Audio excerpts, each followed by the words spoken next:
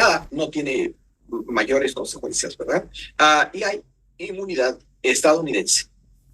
En el 99 se organiza el cartel de los Zetas. Va a ser importante porque ellos van a tener una conexión importante con Guatemala poquitos años después. De 2000 al 2006 gobierna por primera vez en México un partido político que no es el PRI. O sea, desde el 46 hasta el 2000, el que gobernaba era el PRI. Antes se había llamado de otra forma, ahora después fue el PRI, y ahora gobierna otro partido. Y ellos publicitan aquello que se llamó la guerra contra el narcotráfico. De 2006 al 11, al 12, perdón, hubo en México 121,000 muertos por el narcotráfico. O sea, mire usted, una ciudad esto. En fin, la crisis de Estados Unidos de 2008 provoca en México la caída económica del 2009. Hubo un programa de financiamiento, la deuda pública pasó de 117,000 millones de dólares a 225,000 millones de dólares por todos estos programas para impedir que haya más problemas, ¿verdad? Y en general eso se traduce como aumento de la pobreza. De 48 millones de pobres en el 2006 a 155 millones de personas pobres en el 2012, ¿verdad? O sea, mucha gente que... fíjense ustedes, los pobres mexicanos aguantaron las devaluaciones que llegaron a 1,000, 2,000, 3,000 pesos por dólar. Después, el nuevo peso no sirve de mucho porque se devalúa. Aguantan todo eso y aguantan. Pero con todo esto, fíjese usted, 100 millones de personas que tenían un nivel de vida razonable, ¡pum! Fíjate, en ese nivel de vida bajan su calidad de vida. O sea, y eso no fue hace 100 años. Mire usted, hace 10 años, 12. Es una cosa terrible. Bueno, la cosa es que aquí se produjo la primera epidemia de carácter mundial, el H1N1, y bueno, aumentan los combustibles para los mexicanos, porque acuérdense, aunque ellos son, el país es dueño del petróleo, eso solo beneficia al gobierno en la vida real. Y la gente tiene que comprar los productos procesados por las refinerías que no son de mexicanos. O sea, en fin.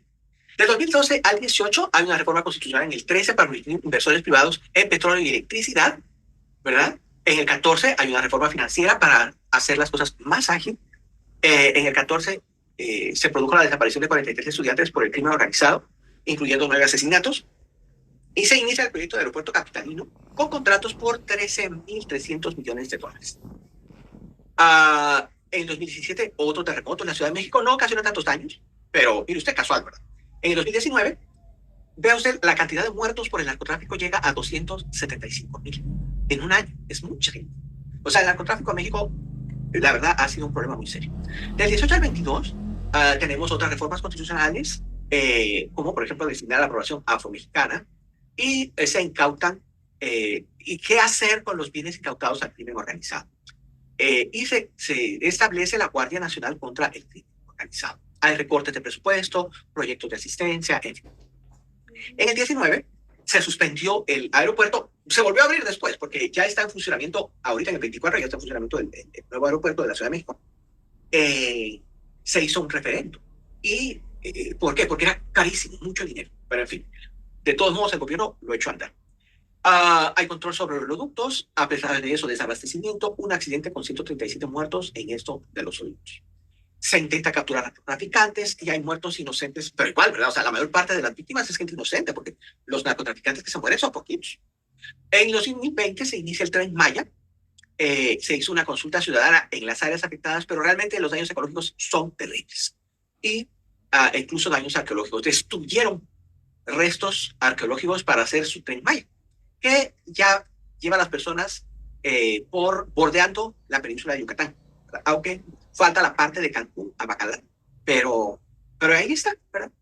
A un costo de 11,000 millones de dólares, y la verdad es que el tren avanzó por el COVID-19, porque como nadie podía protestar, entonces avanzó mucho el tren. Aquí tenemos el área marcada del control territorial de los carteles en México, ¿verdad?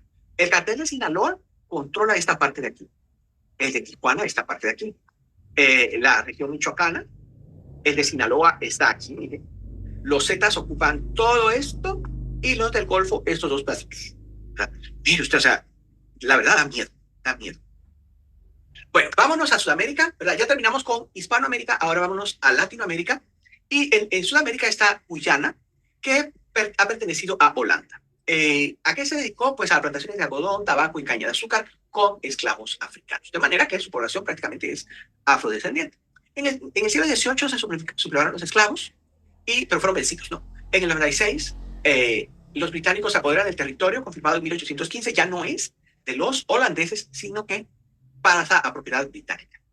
Los británicos eliminan la esclavitud y como necesitan trabajadores, se favorecen migraciones desde la India. ¿Por qué? Porque acuérdense que Inglaterra controla la India. Entonces, mucha gente que no tiene trabajo en la India dice, bueno, vamos a ver qué pasa en el otro lado del mundo. En el 17, pero esto tarda muchísimos años, mire usted. En 1917 están suspendidas las migraciones y están los afro-guyanenses urbanos y los indio-guyanenses que son rurales. Es decir, tenemos dos grupos de población en Guyana. La población indígena prácticamente fue exterminada, ¿no? Pero tenemos a las personas de origen africano que viven en los centros urbanos y las personas de origen indio que viven en las áreas rurales de Guyana.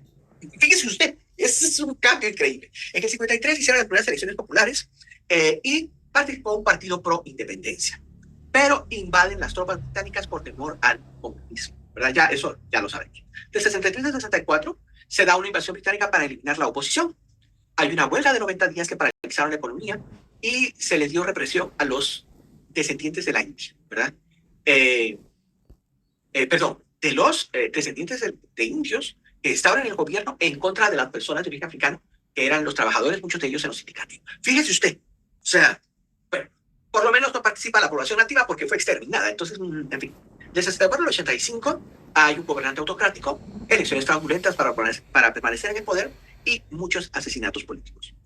El gobierno declara el socialismo de Estado y el único partido para hacer de todo el país una gran cooperativa. Esto lleva a la proclamación de independencia en 1966 y en el 70 se declara la República. Del 85 al 2020 tenemos una recuperación económica y una apertura comercial con elecciones y libertad de prensa a partir de 1985. Entonces, pues más o menos hay cierta estabilidad en Guyana. En la Guayana francesa tenemos una situación, está a la par, pero es diferente. Los franceses, este es territorio invadido por franceses, que lo dedicaron a plantaciones de caña de azúcar, adivine qué, con esclavos africanos, ¿verdad? En 1794 quedó suprimida la esclavitud y en 1797 la Guayana se convierte en un departamento ultramarino de Francia, es decir, tenía la misma categoría que un departamento en Francia. En la vida real no, pero digamos, nominalmente sí. Y mire usted, en el 1804 se restablece la esclavitud. La gran chucha. Imagínese que usted lo liberan y dice, se acabó, y a los 10 años no, usted siempre sigue ese esclavo. En fin. En el 48, al fin, queda abolida la esclavitud, pero esto provoca la decadencia de las haciendas, ¿verdad? Y entonces, pues, un declive económico. De 1852 a 1946, durante 100 años, la Guayana fue campo para prisioneros franceses, ¿verdad? Cuando había un delincuente en Francia que no querían en Francia, lo mandaban a la Guayana. Imagínense usted. Y en 1930 se establecieron cárceles para políticos indochinos. ¿Se acuerda usted que Francia controlaba lo que ahora llamamos Vietnam, Camboya y Laos? Pero cuando había allí problemas políticos, a los presos los mandaban a la Guayana. Hay varios problemas terribles, ¿no? En el siglo XIX descubrieron oro y entonces llegaron mineros. Y la gente que se dedicaba a la agricultura se dedicó a la minería, a buscar oro. Entonces, problemas. 100 años después, después de la invasión nazi a Francia, en la Guayana se declara un gobierno autónomo que se hace llamar libre. Cuando termina la Segunda Guerra Mundial, restituyen su categoría de departamento, se suspenden las cárceles, pero aumentó la delincuencia, ¿verdad? Terrible, la verdad que es triste la historia de este lugar. En el 65, para mejorar la situación económica, se establece un puerto espacial Kourou, ¿verdad? Y esto va a ser como la contraparte europea al Cabo Cañaveral o Cabo Kennedy de los Estados Unidos. Y en 1970 hay migraciones desde Laos, otra vez desde la Indochina. En el 75, 10 años después, gracias a este puerto espacial, hay generación de empleos, compra de cosas, entonces hay una recuperación económica. En el 80 se producen migraciones desde la vecina Surinam por la guerra civil que había en Surinam. Mucha gente se pasa a la Guayana francesa. En 2017 tenemos protestas porque la inversión francesa era muy baja y el gobierno de Francia asigna 1.000 millones de euros para mejorar la economía de la Guayana Francesa. Y entonces, ¿qué pasa en Surinam? Pues estaba la vecindad, ¿verdad? Y también era de los holandeses.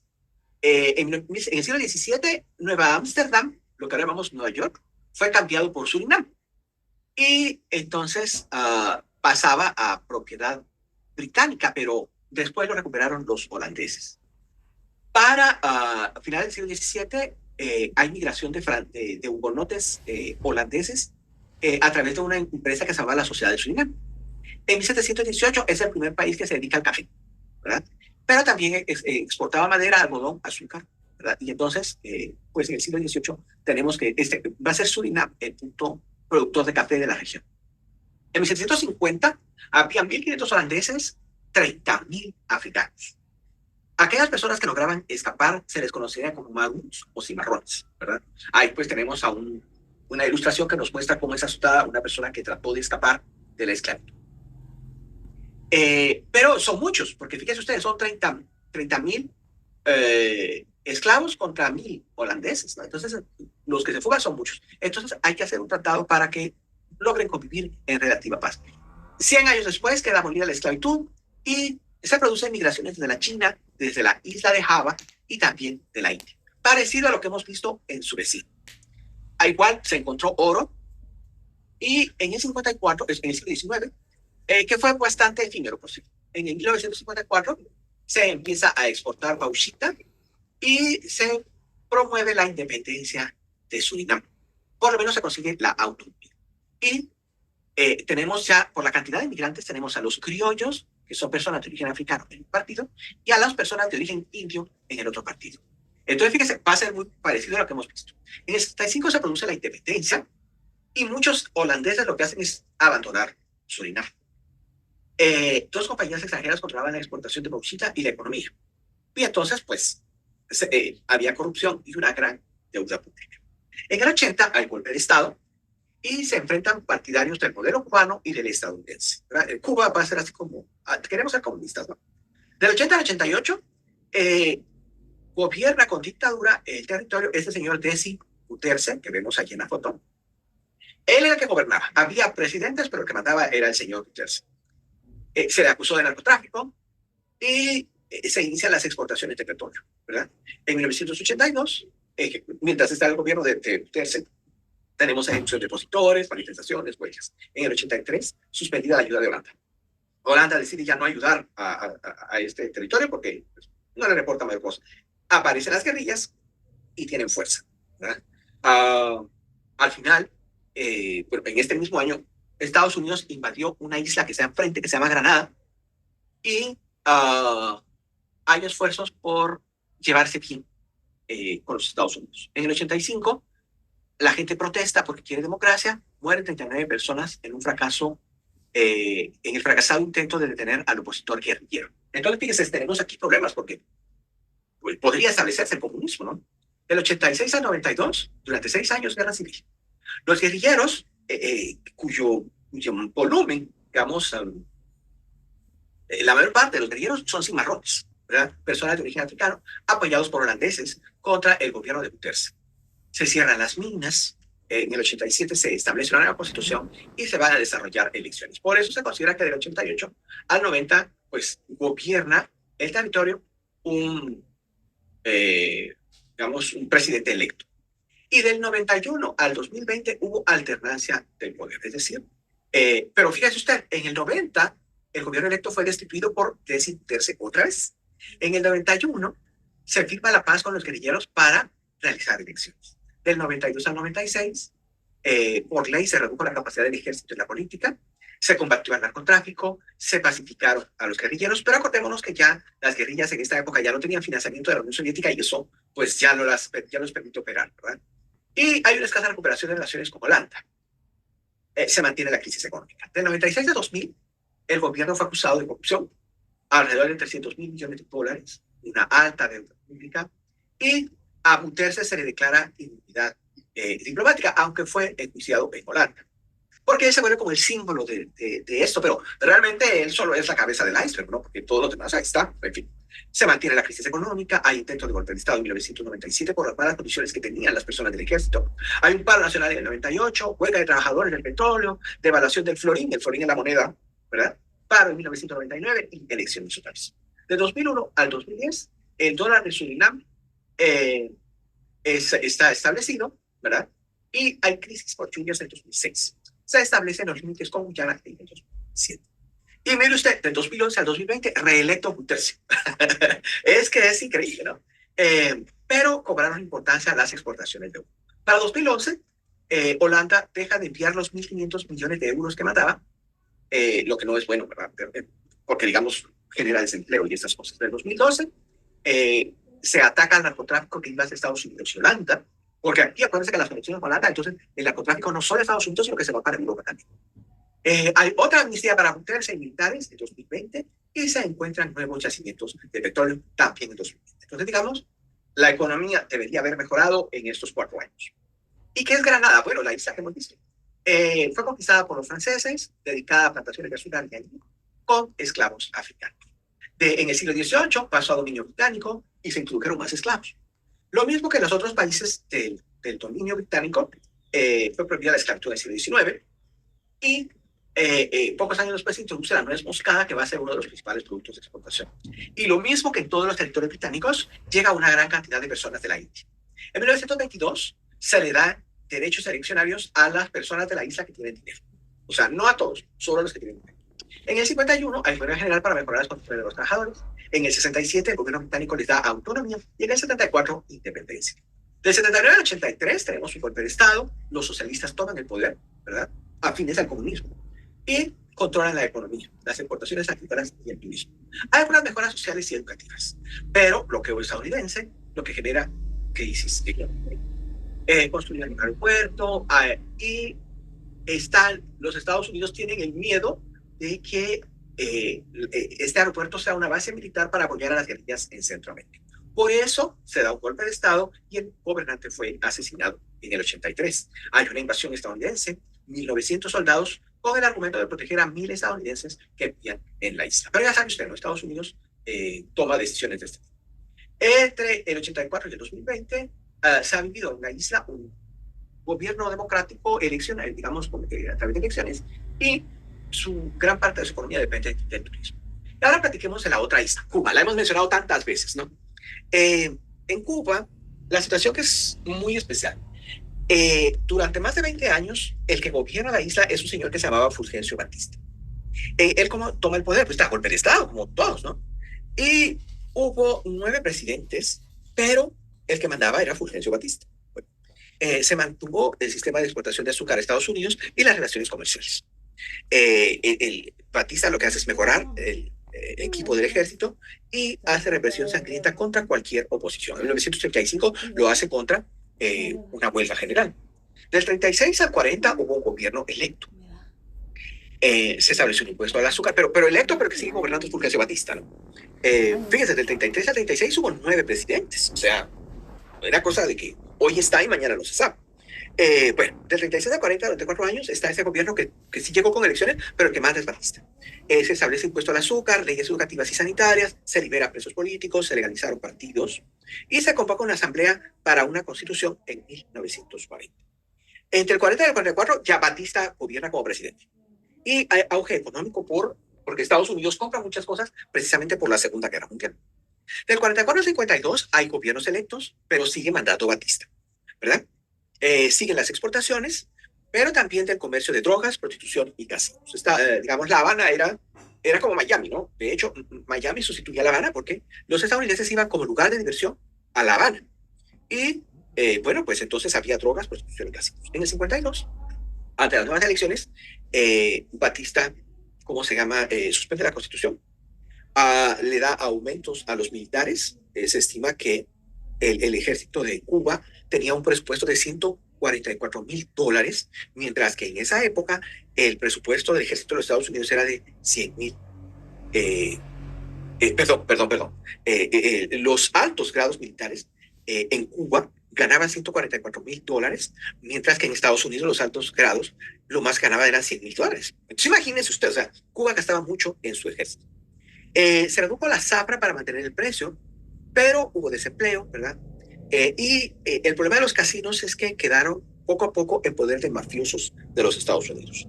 Y eso se decía, ¿no? Que Batista les daba a los mafiosos de Estados Unidos las concesiones de los casinos porque le daban dinero a él, ¿verdad?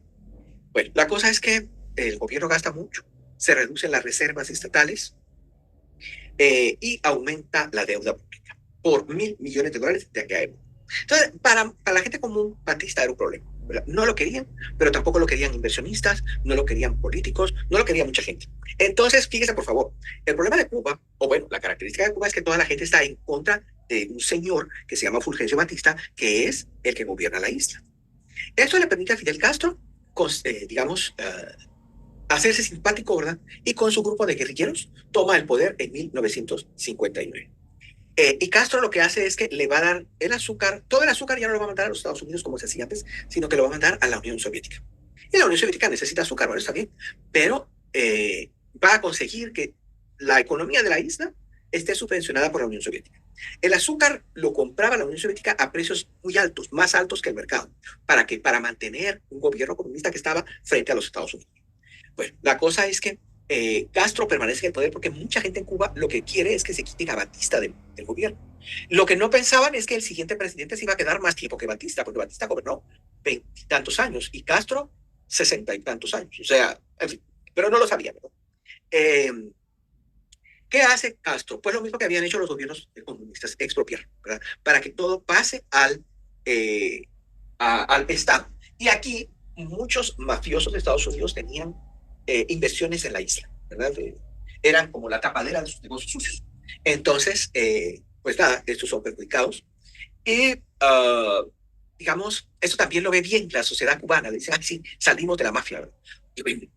Se eliminan leyes del racismo que impedían que personas de ascendencia africana ocuparan puestos importantes, ¿verdad?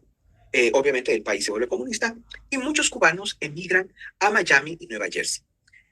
Pero Miami va a ser el punto más importante. Por eso, a partir del 59 es que Miami se vuelve una ciudad muy importante.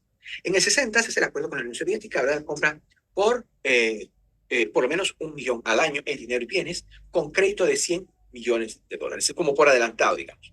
Estados Unidos suspende las compras a Cuba y Cuba nacionaliza los bienes que pertenecían a los estadounidenses. Fue una guerra aquí medio diplomática. En el 61 se rompe definitivamente las relaciones diplomáticas, hay ataques aéreos a 3 puertos cubanos y entonces este se declara comunista, ahora busca el apoyo de la Unión Soviética, lo que hablé hace un momento. Se da una frustrada invasión por la Bahía de Cochinos y eran tropas entrenadas en Nicaragua y Guatemala. Entonces se dice que Castro dijo que para castigar a Nicaragua y Guatemala iba a fomentar las guerrillas en esos dos países, ¿verdad? Porque Guatemala y Nicaragua habían apoyado a los rebeldes cubanos que querían quitarlo a él del poder. Y efectivamente, ¿verdad? En Nicaragua los comunistas van a tener éxito. En Guatemala no tuvieron éxito, pero sí ocasionó mucho sufrimiento. En el 62 se produjo la crisis de los misiles. Ya lo habíamos visto antes, ¿verdad? Cuando hablábamos de los Estados Unidos, pero hay que volver a esto. Estuvo a punto de estallar una guerra mundial y guerra atómica. Para evitar los misiles en Cuba, ¿qué hace Estados Unidos? Quita sus misiles en Turquía y el sur de Italia. Y firman un convenio por el cual Estados Unidos no va a invadir la isla. En compensación, digamos, Estados Unidos expulsa de la OEA a Cuba, que a Cuba no le afecta en nada porque tiene el apoyo de la Unión Soviética. Y entonces puede mejorar los servicios en educación y salud. Para el 65 se permite que más cubanos salgan, 5.000 emigraron a Estados Unidos por el puerto de Camarioca, ¿verdad? O sea, salen, la gente que ya no quiere estar en Cuba, porque la situación no es ideal para ellos, ¿verdad? Ellos estaban mucho mejor antes de Castro y entonces quieren irse y se van. ¿Y a dónde se van? Pues a Miami, básicamente. En el 66 se produce la ley de ajuste cubano, del 75 al 91. Muchos cubanos son enviados a las guerras comunistas en África, ¿verdad? Tenían hasta 370.000 soldados en África. ¿Y cómo le pagaban a Fidel? Con petróleo, ¿verdad? Los países comunistas africanos le pagan a Fidel con petróleo por las tropas que él está mandando. En el 76 se hace una nueva constitución y se autorizan las elecciones, pero solo hay un partido, ¿verdad?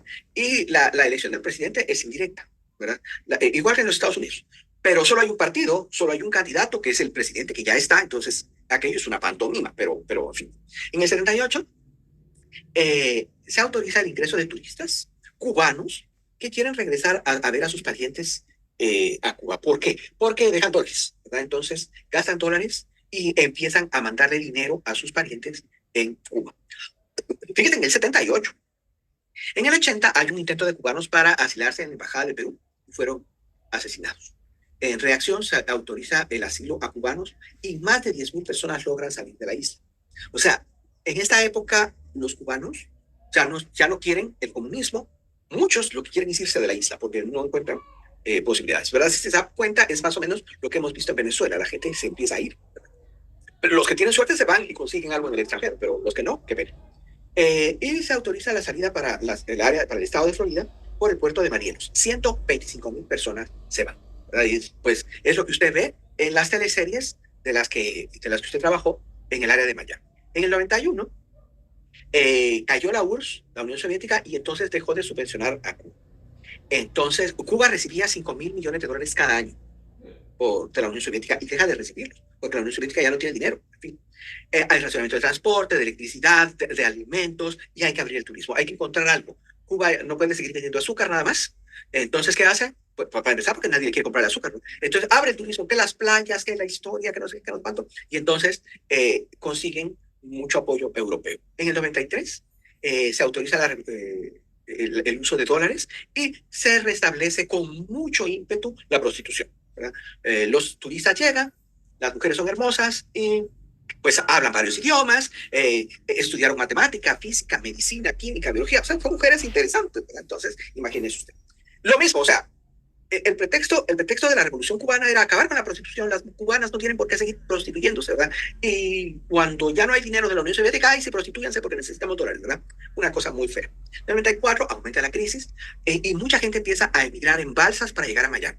Más de 32.000 personas emigran hacia aquí. Tenemos una foto, vemos a todos estos pobres amontonados en una balsa para pasar de La Habana a Miami, ¿verdad? No sé si alguna vez oyó una canción de Arjona, que es un poquito posterior a esta. La canción dice, las balsas de Miami a La Habana, por si el norte fuera el sur, dice él, ¿verdad? Las cosas serían al revés. Bueno, en fin, pero es a esto a lo que se refiere, ¿verdad? Las canciones de Arjona tienen en sus letras cosas muy específicas de épocas muy específicas. Entonces, pasados los años uno ya no las entiende porque las cosas han cambiado. Pero en aquella época, cuando él escribe la canción, tenía esto sentido, ¿verdad? Hay protestas, pero sin resultados. En el 95 se declara la economía mixta y eso permite la recuperación económica, sobre todo por turismo y muchos cubanos que le mandan dinero a sus parientes desde los Estados Unidos. Las remesas, ¿verdad? En el 99 se hace la alianza con Venezuela por petróleo. Se acuerda que es ya el gobierno de Chávez. Después hay relaciones con China y Rusia, otra vez para vender productos agrícolas, ¿verdad? China necesita cosas, Rusia necesita cosas. En el 8, el hermano de Fidel Castro toma el poder porque Fidel estaba enfermo, pero Fidel sigue siendo él el que gobierna, ¿no? Pero ya estaba enfermo el viejo. En el 9 fue readmitido en la OEA y en el 14 se restablecieron las relaciones diplomáticas con Estados Unidos. Pero los balseros siguieron. En el 2015 fueron 44.000 personas las que pasaron de Cuba a Miami. En el 18 se designó un nuevo presidente, pero quedó supervisado siempre por Castro. Es decir, Castro gobernó Cuba desde el 59 hasta que se murió, como hace todos los presidentes comunistas. Chávez gobernó desde que logró tomar el poder hasta que se murió. Y tuvo, como hemos visto hoy, un breve lapso en el que finge renunciar para que lo vuelvan a llamar y diga, ah, yo tengo que salvar mi país, ¿verdad? Maduro ahí sigue, Ortega ahí sigue, ¿verdad? En fin, y así vamos a encontrar todo. Puerto Rico, la isla de La Par, es ahora propiedad de Estados Unidos. En 1898 pasó al dominio estadounidense y en el 99 se establece un gobierno militar. Su producto era la caña de azúcar. En 1900 estaba gobernado por el Departamento del Interior de los Estados Unidos. El ejecutivo consistía en un gobernador nombrado por el presidente de los Estados Unidos. Y el legislativo tenía 2 cámaras, alta integrada por secretarios de Estado y la baja con delegados electos cada 2 años por compromisarios. Elecciones indirectas como las que usted va a ver que van a realizarse este año en los Estados Unidos. Es decir, la gente vota por los electores y los electores son los que designan a estos diputados. En el 17 reciben la ciudadanía estadounidense y su Cámara Alta o Senado estuvo conformada por 19 senadores elegidos cada 4 años, siempre por compromisarios, ¿verdad? Es decir, electores. En el 47 pudieron elegir a su gobernador cada 4 años. En el 50 hubo una insurrección que buscaba la independencia en varias poblaciones, ¿verdad? pero hubo ataques aéreos, ¿verdad? Imagínense Estados Unidos, dice, no, no, ¿cómo vamos a perder Puerto Rico? Y Puerto Rico realmente no es tan importante para los Estados Unidos, pero ellos no van a perder un centímetro cuadrado. En el 52 se le dio el estatus del Estado libre asociado, es decir, supuestamente cuando Puerto Rico quiera separarse de Estados Unidos lo va a lograr, ¿verdad? Solo tiene que haber un referéndum. Mucha gente de Puerto Rico emigra a los Estados Unidos, fundamentalmente a ciudades como Nueva York, a buscar trabajo, porque Puerto Rico tenía muy limitada capacidad de desarrollo, pero como ya tienen ciudadanía, se puede ir. En el 54 hay protestas independentistas en Washington, ¿verdad? Por puertorriqueños que quieren la independencia, pero fueron encarcelados. En el 60 aumenta la importancia de ganado y lácteos. ¿Por qué? Porque en el 59 Cuba ya es comunista, le ha quitado los bienes a los inversionistas de Estados Unidos, entonces dicen, no, pues invirtamos en Puerto Rico, ¿verdad? Y además se desarrolla el turismo que se iba antes a Cuba, ahora se va a Puerto Rico, y se desarrolla industria petroquímica para el procesamiento del petróleo. En el 67 hay un plebiscito sobre la condición política y, digamos, lo que pasa es que Estados Unidos no quiso reconocer este plebiscito, entonces se quedaron como estaban. En el 73, la crisis del petróleo, ¿verdad? Detuvo la industria petroquímica porque había que llevar y traer el petróleo. Entonces, no, se le baja los impuestos a la industria farmacéutica, a los textiles y la electrónica para mantener la economía estable. Igual, en el 93, pasados los años, en 1993, se hizo otro plebiscito para ver cómo quedaba Puerto Rico y quedó exacto. La gente votó para que se quedara como estaba. En el 95 y 2000 hubo una burbuja tecnológica, se establecieron empresas de tecnología para las computadoras y eso, que hizo subir los precios, ¿verdad? Mientras esto estaba pasando, en el 98 se hizo otro plebiscito para ver si querían la independencia de Puerto Rico, pero la gente votó para que se quedara exactamente como está. En el 2000 hubo protestas, ¿verdad?, contra una base estadounidense en la isla Vieques, porque hubo un accidente mortal, ¿verdad? Pero hasta de ahí no pasó. Del 2001 al 3 hubo una recesión económica. En el 4, la recuperación detenida por el fin de privilegios fiscales. En el 5, murió un político independentista acusado de delincuente por Estados Unidos, ¿verdad? Pues a saber si fue por independentista o por delincuente. La cosa es que murió.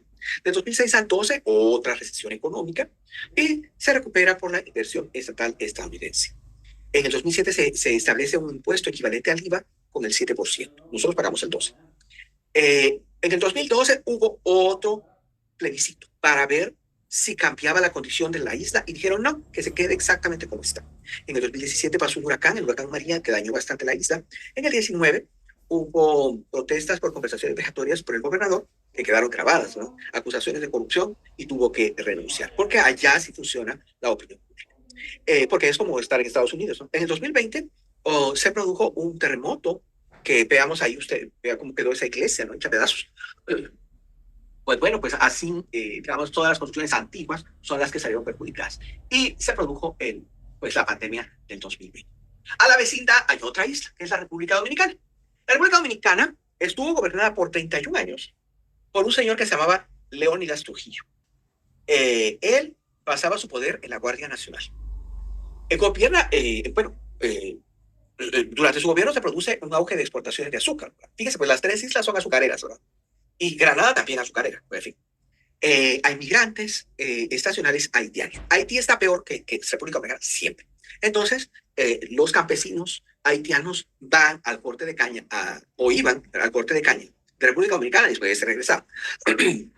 Hubo varios presidentes, pero todos estaban bajo las órdenes del señor Trujillo. Y fíjese, la diferencia es que Trujillo, él personalmente controla el 80% del comercio de la isla. O sea, no solo es presidente, no solo es dictador, no solo sino que él, con cada transacción comercial, se queda con dinero, ¿verdad? Entonces, esto es lo que hace diferente a estos dictadores, porque lo mismo va a pasar en Nicaragua de los otros de América Latina. En el 30 hay un huracán que destruye Santo Domingo, 8,000 muertos, y se establece la ciudad Trujillo. Adivine por qué, man. En el 31 hay suspensión del pago de la deuda de los Estados Unidos, despidos para reducir el gasto público. Esto es la Gran Depresión. Rebaja de salarios, disminución de importaciones. Y se crea un partido único autorizado, ¿verdad?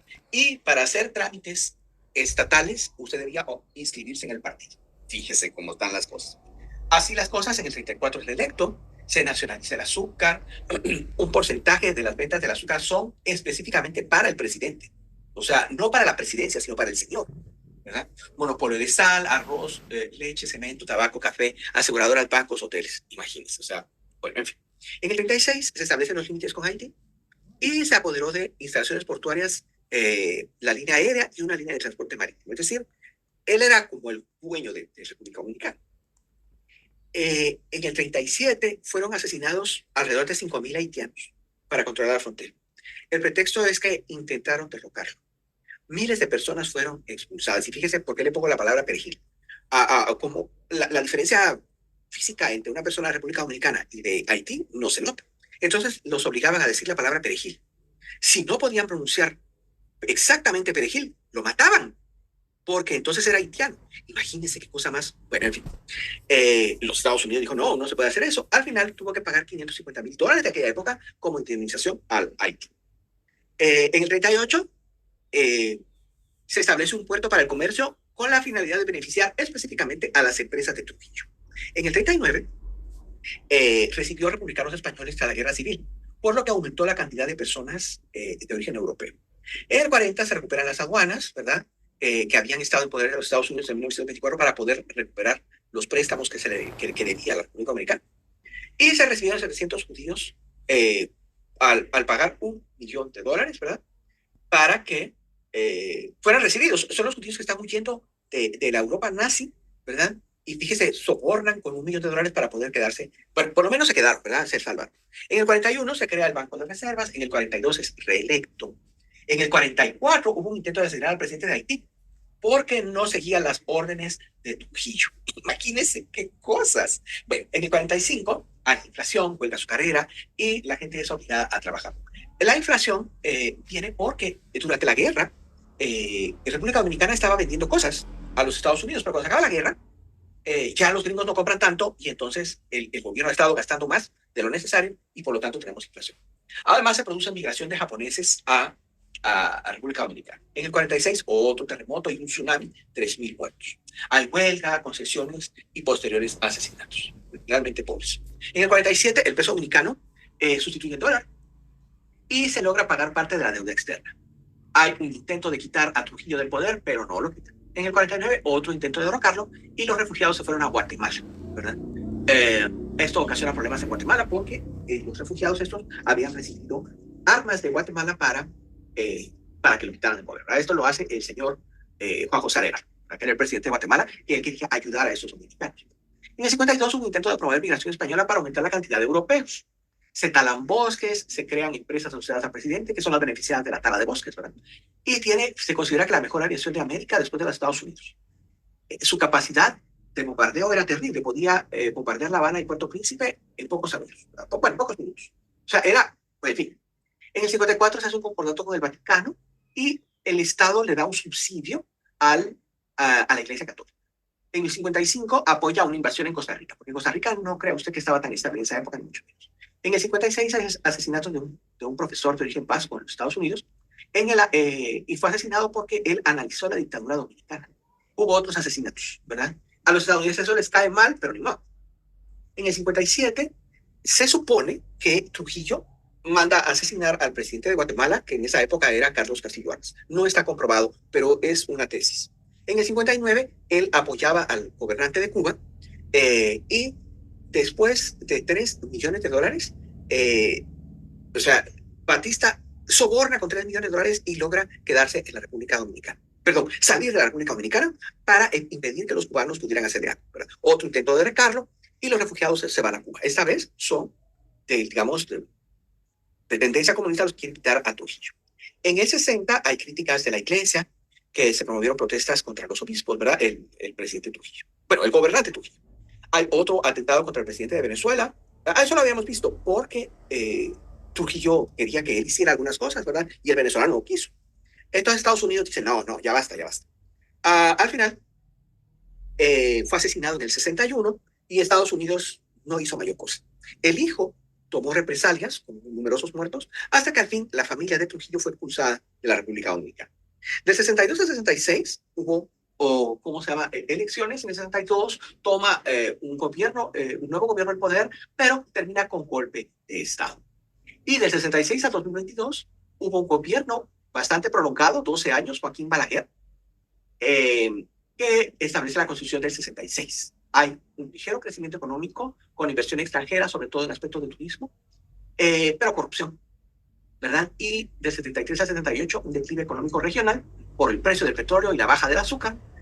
Al final, su reelección fue rechazada por Estados Unidos y entonces llega otro gobierno que tiene que enfrentar el desempleo, la inflación. Gente que sale de la República Dominicana para irse a vivir a los Estados Unidos y Europa. Por eso usted va a ver en España hay bastantes personas de origen dominicano y en Estados Unidos. Aumento de impuestos, inflación y protesta.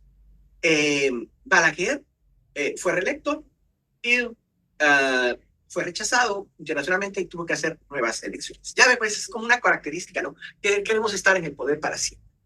Entre el 97 y 2000 hubo, ¿cómo se llama? Privatización de empresas, crisis eléctrica, en general provocada por la deforestación de muchos años, crisis bancaria, inflación. Del 2004 al 12, reelección de Fernández, ¿verdad? Una ligera recuperación económica, importancia del narcotráfico, importancia de las remesas y déficit fiscal. Y hasta tiempos recientes, aumento impositivo para disminuir el déficit.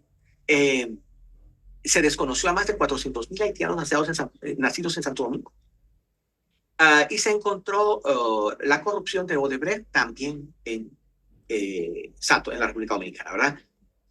Con acusaciones concretas de enriquecimiento ilícito a familiares del presidente. Fíjese usted, pues en fin, así es la historia de Hispano y Latinoamérica y no podemos como hacer mucho al respecto, ¿no? Entonces, fíjense, por favor, como ya se nos acaba el curso, ya no hay tiempo para más nada, vamos a hacer el examen final.